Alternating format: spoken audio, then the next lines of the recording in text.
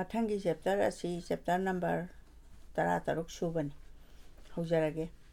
ꯑꯍꯤꯡꯒꯤ ꯁꯔꯨꯛ ꯀꯌꯥꯃꯔꯨꯝ ꯋꯥꯈꯟꯅ ꯐꯨꯝꯕꯪꯅꯔꯨꯕ ꯄꯥꯔꯤ ꯑꯍꯤꯡ ꯃꯃꯩ ꯇꯥꯝꯂꯛꯄꯗ ꯎꯏꯔꯣꯟ ꯎꯏꯔꯣꯟ ꯌꯥꯇꯥꯔꯨꯏ ꯃꯥꯒꯤ ꯈꯣꯝꯂꯦꯟ ꯃꯪꯂꯥꯟꯗꯨꯗ ꯈꯧꯕꯨꯝ ꯆꯤꯡꯖꯥꯎ ꯅꯥꯄꯣꯝꯗ ꯃꯁꯥꯅꯧ ꯆꯪꯅꯤꯡꯅ ꯅꯤꯡꯊꯤꯅ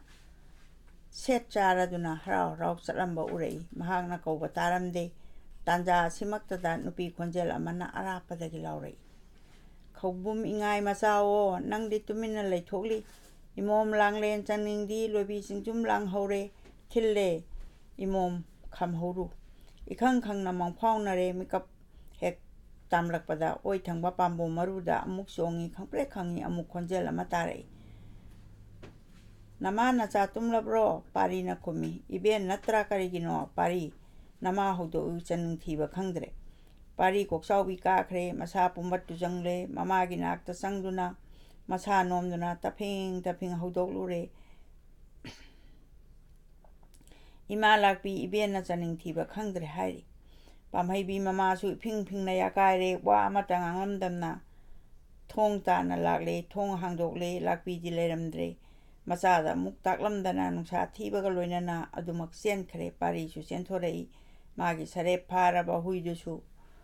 마기 마tung 일레이 쌍phong 광드라두나 레하우 레렌 마콩 따나 젤레이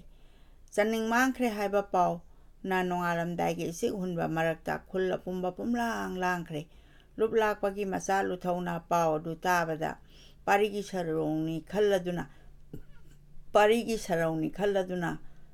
루쿰데기 타 삿레 라만 싱게닝레이 파리수 레하우 레렌 마콩 요락레이 짠닝디 레람드레 ꯃꯐꯝ ꯑꯁꯤꯗ ꯅꯠꯇꯅ ꯆꯥꯅꯤꯡꯒꯤ ꯆꯠꯐꯝ ꯂꯩꯇꯦ ꯃꯐꯝ ꯀꯩꯗ ꯆꯠꯈ꯭ꯔꯕ ꯅꯣꯛꯈꯠꯂꯛꯏ ꯂꯣꯏꯅꯥꯏꯗꯕꯤ ꯂꯩꯍꯥꯎ ꯂꯩꯄꯥꯅ ꯃꯇꯥꯒꯤ ꯄꯥꯎ ꯇꯥꯛꯀꯦ ꯅꯤꯡꯖꯔꯨꯏ ꯑꯗꯨꯕꯨ ꯂꯣꯏꯅꯥꯏꯗꯕꯤꯅꯤꯅ ꯃꯍꯥꯛꯇꯤ ꯇꯣꯜꯂꯤꯗ ꯁꯤꯡꯉꯦꯜ ꯂꯩꯄꯥꯟ ꯑꯣꯏꯗꯨꯅ ꯄꯣꯛꯂꯨꯕ ꯄꯥꯔꯤꯅ ꯃꯐꯝ ꯈꯪꯗ꯭ꯔꯗꯨꯅ ꯂꯩꯄꯥꯟ ꯑꯗꯨꯗ ꯍꯪꯂꯨꯒꯦ ꯍꯥꯏꯕꯒꯨꯝ ꯄꯔꯞ ꯄꯔꯞ ꯆꯪꯁꯤꯜꯂꯛꯏ ꯁꯤꯡꯉꯦꯜ ꯂꯩꯈꯣꯡꯗ ꯊꯝꯂꯝꯕ ꯆꯥꯔꯤꯛ ꯄꯔꯦꯡꯗꯨ ꯊꯦꯡꯅꯔꯦ ꯆꯅꯤꯡꯒꯤꯅꯤ ꯍꯥꯏꯕ ꯈꯪꯂꯕꯗ ꯀꯣꯏꯔꯩ ꯂꯩꯗꯨꯅ ꯌꯦꯡꯂꯛꯏ ꯂꯥꯏꯖꯅ ꯏꯃꯥꯏ ꯆꯣꯜꯂꯕ ꯄꯨꯈ꯭ꯔꯤꯗ ꯏꯊꯛ ꯏꯄꯣꯝ ꯅꯥꯏꯔꯝꯕ ꯂꯥꯏꯖꯊꯛꯀꯤ ꯀꯪꯖꯥꯅ ꯄꯨꯂꯞ ꯄꯨꯂꯞ ꯇꯥꯎꯔꯝꯕ ꯎꯕꯗ ꯃꯪꯒꯤ ꯄꯥꯎꯗꯨ ꯅꯤꯡꯁꯤꯡꯂꯛꯏ ꯄꯨꯈ꯭ꯔꯤ ꯃꯅꯨꯡꯗ ꯆꯣꯡꯊꯔꯦ ꯀꯣꯏꯊꯤ ꯊꯤꯔꯛꯏ ꯂꯥꯏꯖꯩꯔꯣꯟꯅꯨꯡꯗ ꯃꯊꯣꯠ ꯀꯥꯔꯛꯄꯤ ꯆꯪꯅꯤꯡꯅ ꯃꯁꯥ ꯏꯁꯥꯡ ꯁꯥꯡꯅ ꯇꯥꯔꯝꯕꯗꯨ ꯊꯦꯡꯅꯔꯦ ꯄꯥꯔꯤꯅ ꯅꯨꯡꯁꯥ ꯊꯤꯕꯒ ꯂꯣꯏꯅꯅ ꯅꯤꯡꯉꯣꯜꯕꯨ ꯄꯨꯈ꯭ꯔꯤ ꯃꯄꯥꯟꯗ ꯈꯨꯠꯂꯩ ꯊꯨꯅ ꯄꯨꯈꯠꯂꯦ ꯃꯤꯒꯨꯝꯅ ꯁꯤꯡꯂꯕ ꯄꯥꯔꯤꯒꯤ ꯍꯨꯏꯅ ꯃꯤ ꯀꯧꯕꯒꯨꯝ ꯑꯔꯥꯛ ꯑꯔꯥꯛ ꯇꯝꯅ ꯈꯣꯡꯂꯛꯏ ꯄꯥꯔꯤꯅ ꯊꯧꯗꯧ ꯑꯗꯨ ꯊꯥꯖꯕ ꯉꯝꯗ꯭ꯔꯗꯨꯅ ꯑꯉꯥꯎꯕꯒꯨꯝꯅ ꯃꯁꯥꯅꯧꯕꯨ ꯆꯦꯠꯅ ꯆꯥꯅ ꯀꯣꯟ ꯍꯟꯅ ꯍꯟꯅ ꯀꯧꯔꯛꯏ ꯇꯧꯏꯒꯨꯝꯕꯁꯨꯡ ꯆꯪꯅꯤꯡꯗꯤ ꯄꯥꯎꯈꯨꯝ ꯑꯃꯠꯇ ꯄꯤꯔꯛꯈꯤꯗ꯭ꯔꯦ ꯅꯤꯡꯉꯣꯜꯕꯨ ꯐꯩꯕꯝꯅꯔꯦ ꯂꯩꯈꯣꯡ ꯇꯥꯅ ꯄꯨꯁꯤꯜꯂꯦ ꯁꯤꯡꯉꯦꯜ ꯅꯥꯛꯇ ꯄꯨꯁꯤꯜꯂꯒ ꯑꯋꯥꯕ ꯀꯣꯛꯀꯗ꯭ꯔꯥ ꯈꯜꯂꯨꯔꯦ ꯀꯌꯥ ꯀꯨꯏꯔꯕ ꯈꯪꯍꯧꯗ꯭ꯔꯦ ꯒꯥꯔꯦꯝ ꯅꯩꯅ ꯆꯤꯡꯂꯗꯨꯅ ꯈꯨꯂꯥꯛꯄ ꯃꯆꯦꯝ ꯈꯨꯂꯥꯛꯄꯤ ꯄꯥꯝꯍꯩꯕꯤꯅꯆꯤꯡꯕ ꯃꯐꯝ ꯑꯗꯨ ꯌꯧꯔꯛꯂꯤ ꯊꯧꯗꯧ ꯑꯗꯨ ꯎꯔꯨꯕꯗ ꯃꯌꯥꯝꯃꯛ ꯆꯪꯗꯨꯅ ꯆꯅꯤꯡꯕꯨ ꯂꯥꯏꯀꯟꯅꯔꯛꯏ ꯈꯨꯂꯥꯛꯄ ꯃꯄꯥꯗꯤ ꯑꯉꯥꯎꯕꯒ ꯄꯥꯡꯈꯛ ꯑꯣꯏꯈ꯭ꯔꯦ ꯃꯃꯣꯝꯒꯤ ꯃꯅꯥꯛꯇ ꯆꯪꯂꯛꯎ ꯍꯥꯏꯕ ꯐꯥꯎꯕ ꯌꯥꯈꯤꯗ꯭ꯔꯦ ꯋꯥ ꯉꯥꯡꯈꯤꯗ꯭ꯔꯦ ꯒꯥꯔꯦꯝ ꯅꯩꯅ ꯃꯇꯥꯕꯨ ꯀꯣꯜꯂꯗꯨꯅ ꯍꯤꯛꯅ ꯍꯩꯅ ꯀꯞꯂꯛꯏ ꯄꯥꯝꯍꯩꯕꯤꯅ ꯀꯥꯟꯅꯔꯔꯣꯏ ꯍꯥꯏꯗꯨꯅ ꯈꯨꯟꯒꯤ ꯑꯍꯩ ꯑꯁꯤꯡ ꯄꯨꯝꯅꯃꯛ ꯇꯥꯛꯂꯨꯔꯦ ꯄꯨꯝꯅꯃꯛ ꯌꯧꯅꯔꯛꯂꯦ ꯄꯥꯔꯤꯅ ꯏꯀꯥꯏ ꯏꯀꯤ ꯊꯥꯗꯨꯅ ꯆꯅꯤꯡꯕꯨ ꯊꯥꯗꯣꯛꯄ ꯃꯔꯩꯈꯤꯗ꯭ꯔꯦ ꯀꯞꯄ ꯃꯈꯩ ꯀꯞꯂꯨꯔꯒ ꯂꯥꯞꯅ ꯆꯠꯈ꯭ꯔꯕꯤ ꯆꯅꯤꯡꯒꯤ ꯊꯋꯥꯏꯕꯨ ꯂꯣꯟꯅ ꯀꯧꯖꯔꯛꯏ ꯂꯝꯗꯝ ꯀꯌꯥ ꯇꯥꯝꯈ꯭ꯔꯦ ꯍꯜꯂꯛꯈꯣꯅꯦ ꯆꯅꯤꯡꯉꯣ ꯄꯟꯊꯧ ꯄꯣꯛꯄ ꯂꯩꯍꯧꯔꯤ ꯀꯥꯎꯔꯕ꯭ꯔꯅꯦ ꯅꯍꯥꯛꯄꯨ ꯁꯤꯟꯕꯥꯡꯗ꯭ꯔꯤꯕ ꯑꯩꯍꯥꯛꯅ ꯑꯩꯒꯤ ꯁꯤꯟꯊꯥ ꯀꯣꯛꯂꯨꯒꯦ ꯅꯤꯡꯉꯣꯜ ꯅꯪꯒꯤꯗꯃꯛꯇ ꯑꯩꯒꯤ ꯋꯥꯁꯛ ꯉꯥꯛꯂꯝꯒꯦ ꯅꯪꯅ ꯆꯠꯄ ꯇꯥꯔꯕ ꯊꯧꯕꯥꯡꯂꯔꯣꯏ ꯑꯩꯍꯥꯛꯇꯤ ꯉꯥꯏꯈꯣꯒꯕ ꯆꯅꯤꯡꯉꯣ ꯍꯜꯂꯛꯈꯣꯒꯕ ꯄꯨꯛꯐꯕꯤ ꯊꯃꯣꯏ ꯁꯣꯛꯅ ꯀꯧꯔꯛꯄ ꯄꯥꯔꯤꯒꯤ ꯃꯄꯥꯎ ꯇꯥꯕꯗ ꯊꯥꯞꯅ ꯆꯠꯂꯝꯕꯅ ꯆꯅꯤꯡꯒꯤ ꯊꯋꯥꯏꯗꯨ ꯂꯦꯞꯂꯦ ꯆꯠꯄ ꯉꯝꯗ꯭ꯔꯦ ꯄꯨꯝꯅꯃꯛ ꯀꯥꯎꯔꯝꯂꯕꯅꯤ ꯄꯥꯔꯤ ꯃꯇꯨꯡ ꯏꯜꯂꯕꯅꯤ ꯅꯤꯡꯗꯨꯅ ꯄꯥꯔꯤꯅ ꯊꯥꯞꯅ ꯀꯧꯔꯛꯂꯕꯗ ꯇꯨꯡꯗ ꯂꯩꯍꯧꯔꯦ ꯈꯪꯂꯛꯂꯤ ꯄꯟꯊꯧ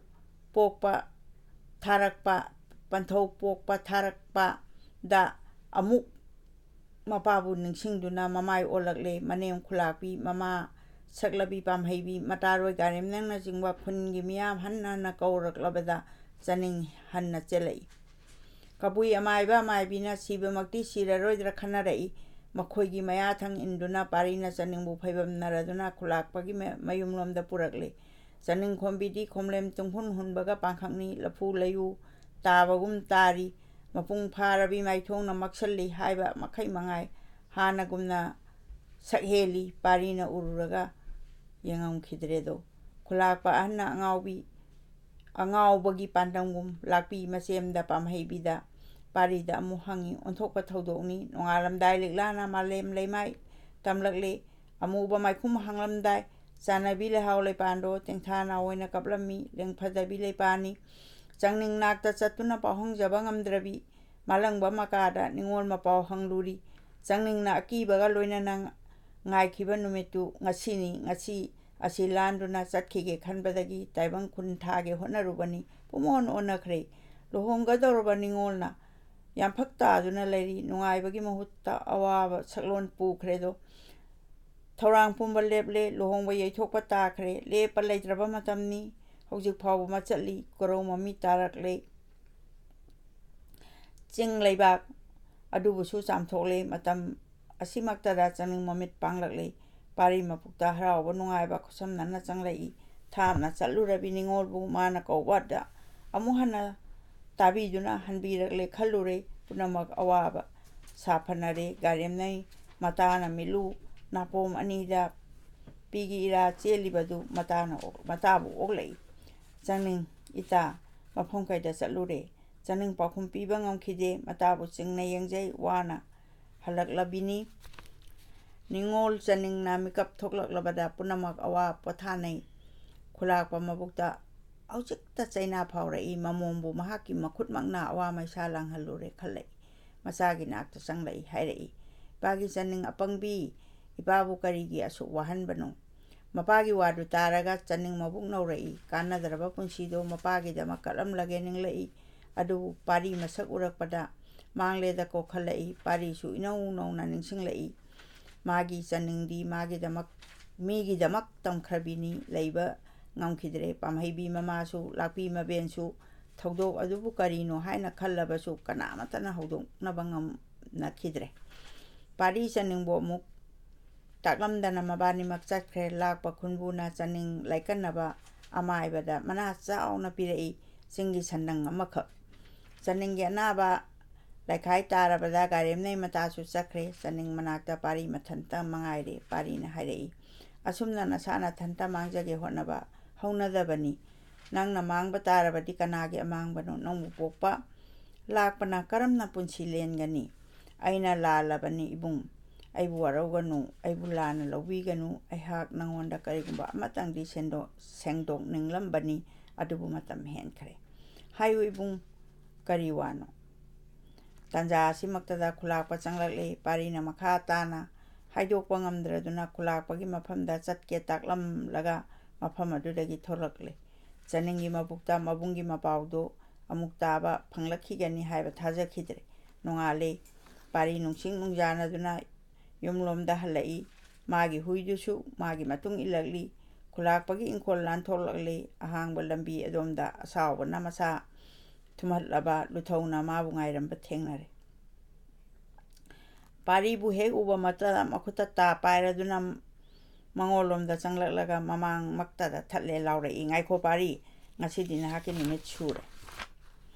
pari su leple khumlai karino nahangna haribadubu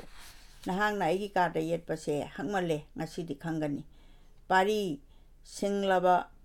gi singlaba huiduna luthaubu munna yenglaga khumang hona magi mangda leplare luthona wa makha amuk taramdana makhutta pariba tado pari tamna langsilai huiedo pari sokpa tare haiba matagum